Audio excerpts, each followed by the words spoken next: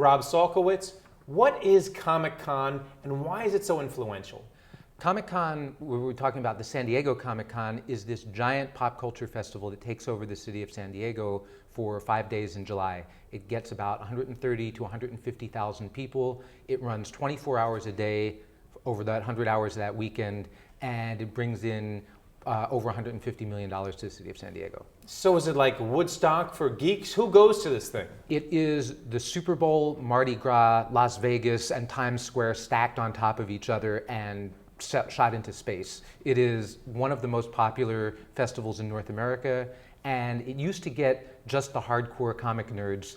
Now it gets everybody, celebrities, families, all kinds of regular people. And what are they going for? Can you give me an example of a success story from Comic-Con?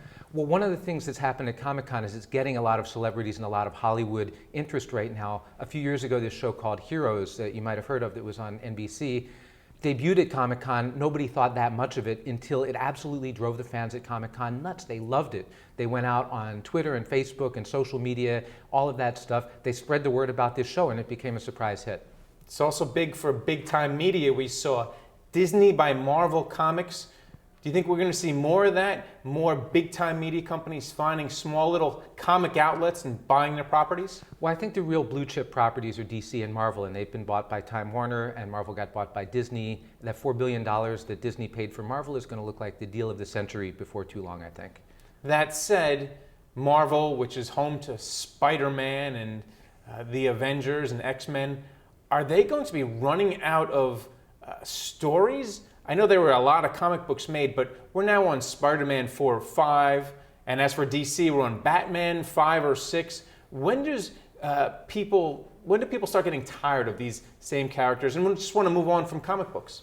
Well, as long as the money keeps coming in, I think they'll keep finding stories to tell on the screen. The question is the audience going to get burned out? Are people going to move on? Is Hollywood going to find some other way to entertain us? And if so, then what happens to comics? What happens to these publishers and all of that? Well, what's happening to comics right now? Because a lot of people who are in the baseball card market are being disappointed because no one's buying all baseball cards anymore. Is the same happening to comics? Actually, comics are experiencing a revival right now, partly because of digital media. Comics are perfect for reading on an iPad or for a tablet device. Consequently, sales of digital comics have really exploded the last few years. And then also self-publishing opportunities for comics have really come a long way, and new creators are finding ways to connect directly with their audience without publishers. What about the value of the old books, though?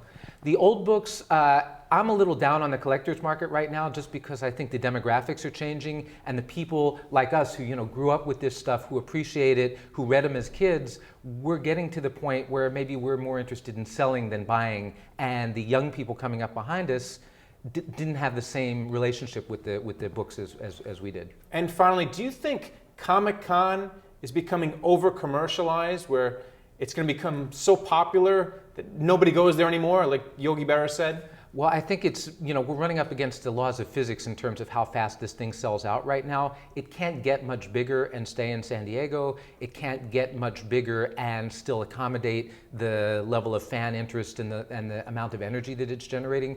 So, I mean, this is part of what my book is about, is that Comic-Con and the industry itself is really at a crossroads, and where we go from here, whether it gets bigger and finds some new way to connect, or whether we hit a cycle and we're coming back down and comics becomes more of a niche medium the way it used to be. That's the big question for the next 10 years. This market is stock tickers market. Stocks have rallied this year. We're coming into a Monday where we're going to